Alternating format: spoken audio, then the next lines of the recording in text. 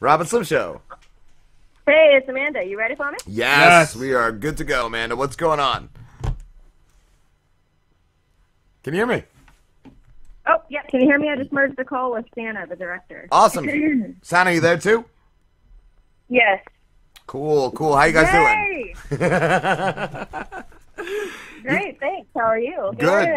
Good. Your movie, your short indie film is called Twin? That's right. Yes. And can you give us a brief synopsis of the film? Well, this is Amanda speaking, by the way. Well, without giving too much away, it's basically about two fraternal twins that have a sinister secret that dates back to childbirth. Nice. That's all I'm gonna say. Cool. Right. How long did it take to make it? We did 2 separate shoot days over the course of 2 weeks, and it took about 2 to 3 months to edit. Wow.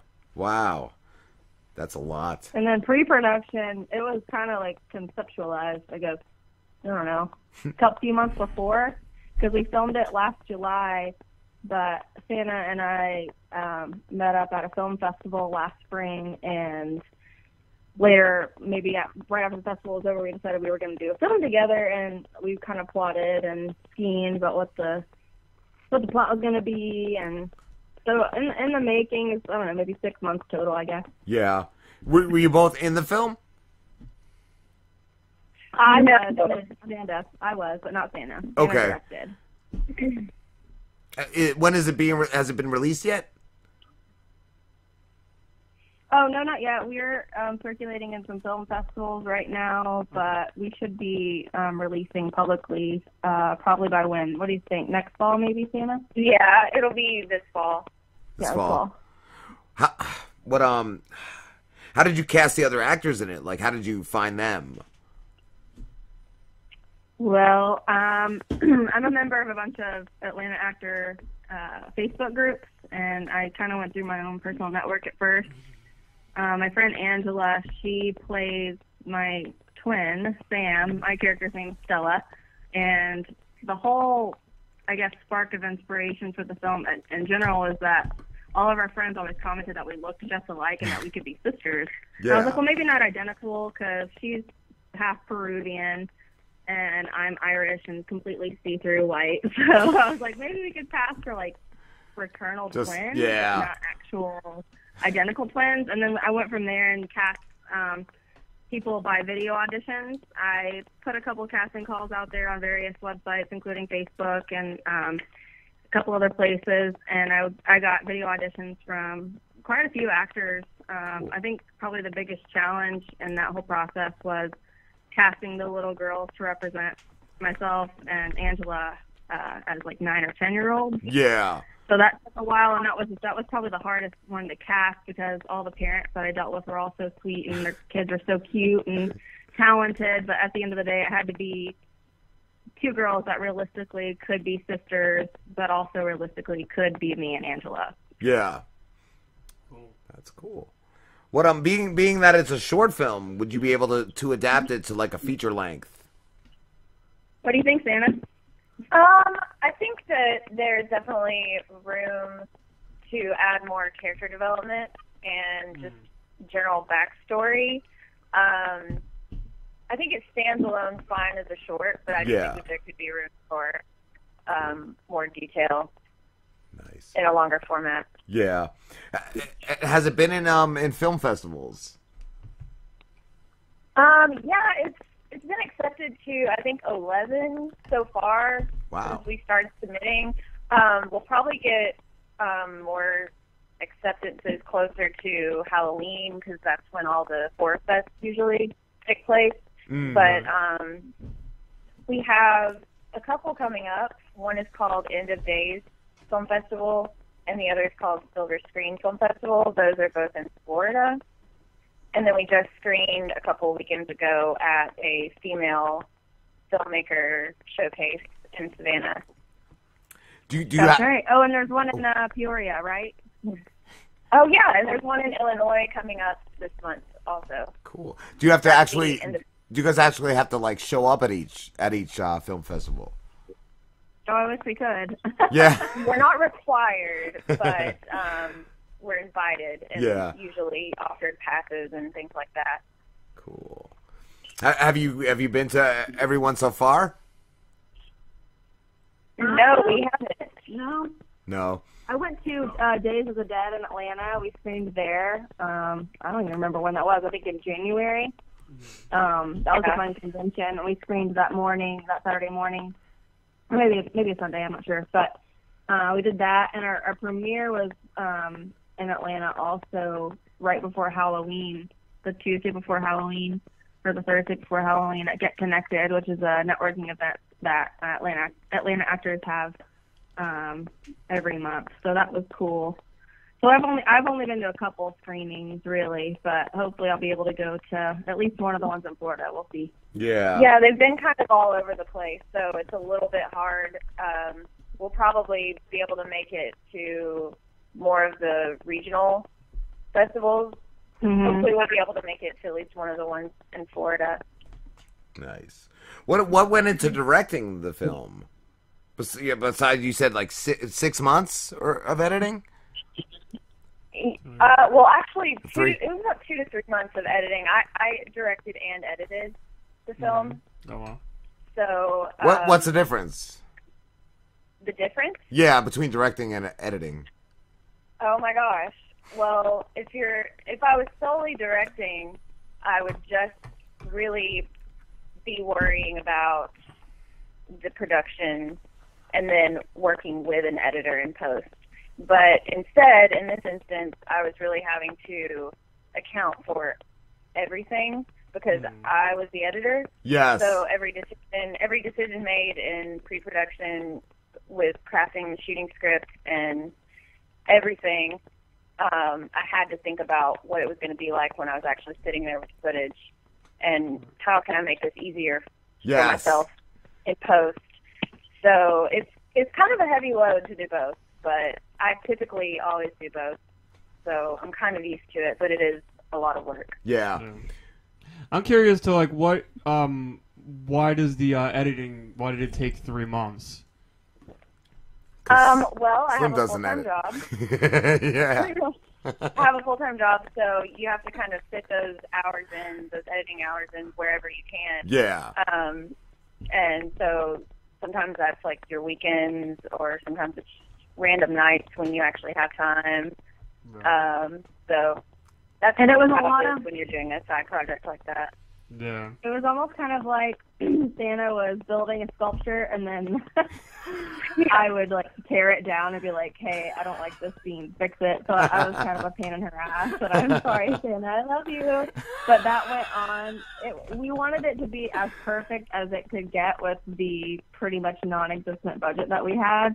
Yeah. And I knew Sannah was really talented and on both ends, was editing and directing. But with the editing, I just wanted to make sure that we got it as tight and, put together as we could. And I think she did a great job. Yeah, that's great. That's great to have somebody else to help you with that. You can get it fast or you can get it good, and you wanted it good. Yeah. You don't want a sloppy edit. Nope. Do you want a sloppy edit, Slambo? It depends. There's a lot of factors that go into that. Sometimes you like it sloppy, right? Yeah. I only produce sloppy edits. So I only produce good edits. I do nice, tight edits.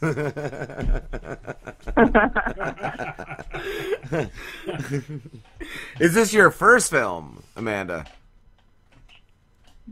Well, this is my first time producing. This is Sannah's. She's directed several times. How many times now, Sannah? This is my third time on a horror short. But I've been doing other things in video production for about the past 5 years. Nice. Are you both huge horror fans? Yes. Yes, sir. What can you name any films that maybe inspired you to make this one? Okay, well. Some people hate on him, but I love M. Night a lot, and I really like a twist, so. All right. No So film it's in a twist. particular. No film in particular, but I wanted there to be a twist that people might not see coming. Awesome. As you would with any horror film. Yeah. But yeah, he is an inspiration, I think, for sure. What about you, Sannah? I didn't have a particular inspiration for this film from any film in particular, actually. It was kind of more your idea, and we just kind of went with it. I think we at one point got some inspiration for certain, like, character stuff from Black Swan. But other than that, I don't really remember drawing from any particular film. No, it was like I said, it was a long time in the making. I wrote the skeleton of the script, and then my first draft of the script, and then Sannah took that and made some twists and turns to it. We ended up eventually changing the entire ending. Wow.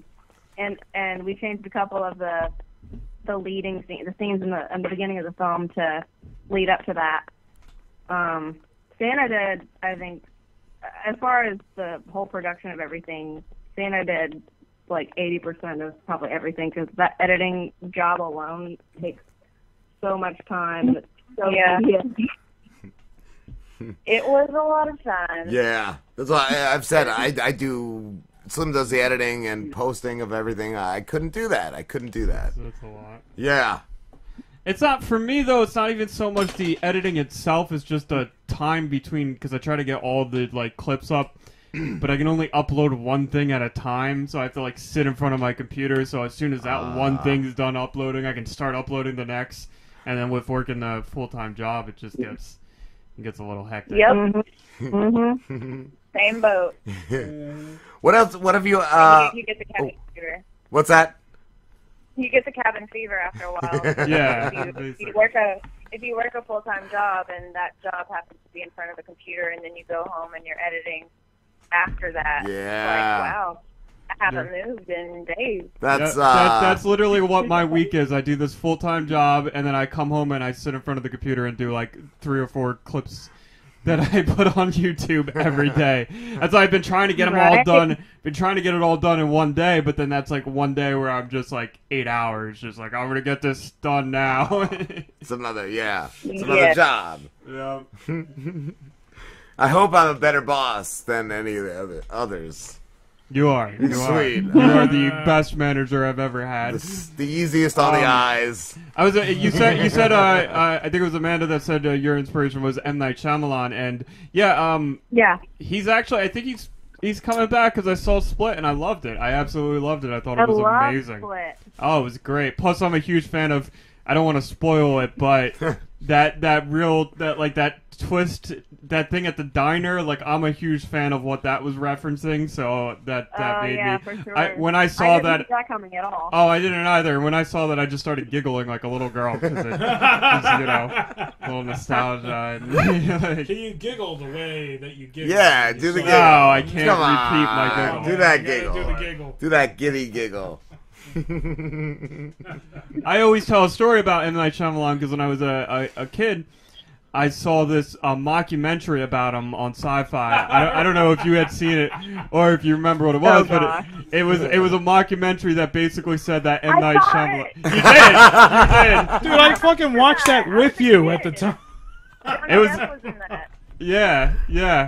Johnny Depp was in it. I forgot. Yeah. Johnny Depp was a really good sport in that. Yeah. And I thought it was real because I was a little kid and I was like, Yeah. M. Night Shyamalan has superpowers. Yeah, I come over his house after school and he's like, "Yo, you gotta watch this. believed it. You gotta watch this thing about M. Night Shyamalan." But this is where the disappointment goes: is that I like saw that, became a huge M. Night Shyamalan fan, then went to the theaters to see The Village, and then instantly, Yeah, I wasted money on that one too. That was fucking terrible. That was terrible.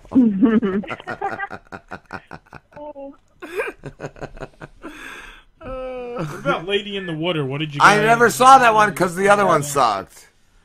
Was Lady in the Water good? I didn't like Lady in the Water. I never saw it. I was just trying. Then why'd you ask? No, I was just trying to gauge opinions because I was thinking about watching it, but now everyone says it sucks, so I'm not going to watch it now. I said I never saw it. I didn't say it sucked. It might be the greatest movie. Watch it. You make your own decisions, Lamborghini. You don't take my word for it. I do. But usually when an M. Night movie is good, it's good. But when it sucks, it sucks. Yeah, sometimes things suck. Yep. I think Signs would have been completely brilliant had they not actually showed the alien. Like, I just ruined it. Oh, like, really? I still love Signs.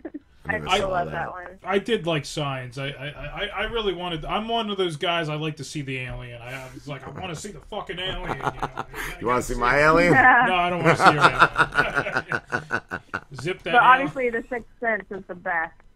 The best. Yeah. That's his like. But I still figured that one out. I was still mad because I figured that one out in the theater. Like I was like, oh. I never got to experience it because I didn't think that my conservative family would let me watch it. So my cousin, who got to see it on the low, told me the ending, and then the next day I told my mom about this movie, and she's like, "Well, why don't we rent it?"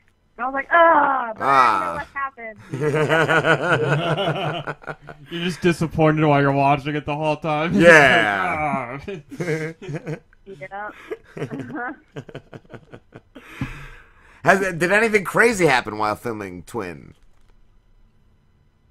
The batteries went dead a couple times. Oh, wow. That's not that crazy, though. I think that's crazy, because that's just like a pain in the ass. Especially if you don't have a backup battery. Well, I don't know, you're probably charging your battery. You gotta have a charge. You gotta have a... Yeah. I wish we had the story of the haunting, but we don't. What's that? Conrad got our batteries, remember? Oh, yeah. He was supposed to be on set. Thanks, Conrad. He went out and went across the street down to the Publix and got some batteries for us so we could make up. Yeah.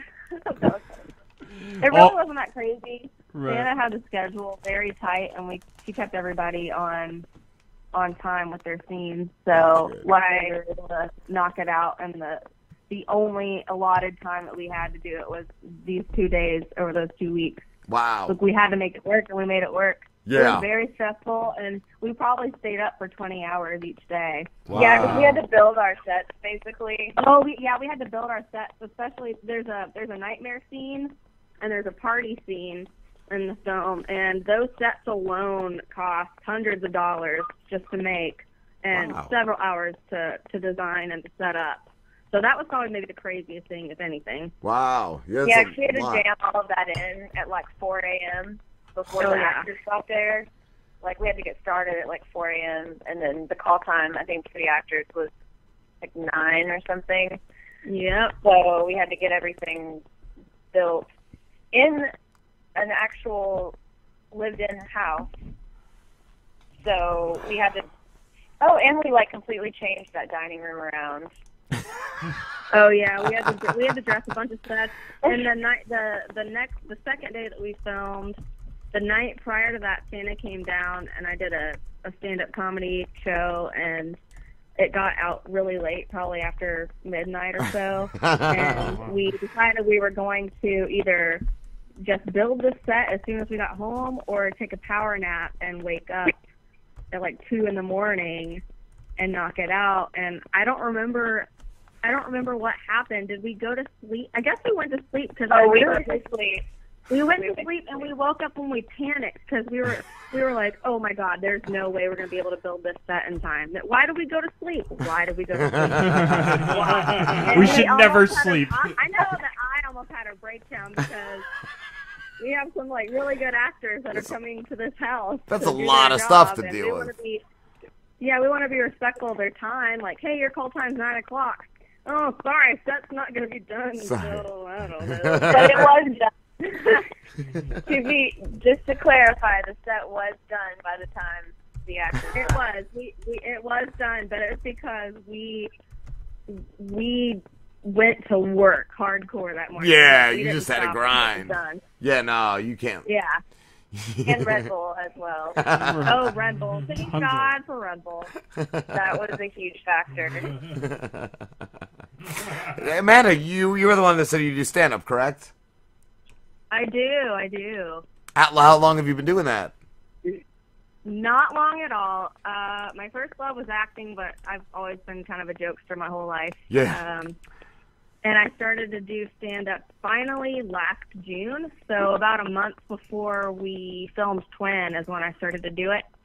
And I don't do it as regularly as I would like because I also have a job on top of acting. And sometimes I have to work nights.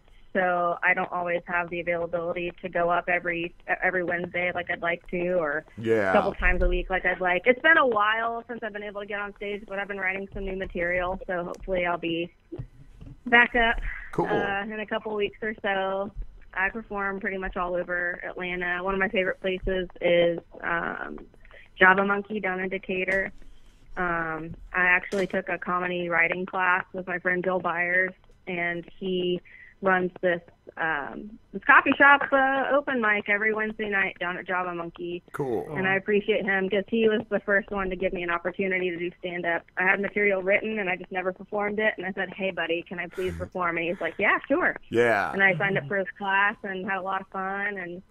And I guess the rest is history. I don't know what God has in store for me, if I'm supposed to be a comedian, or if I'm supposed to be an actor, if I'm supposed to be both, or if I'm supposed to be miserable at a desk job. But I already did that and I didn't like it. So we'll see. But I do love it. Yeah. I love to laugh. Who are some of your favorite comedians?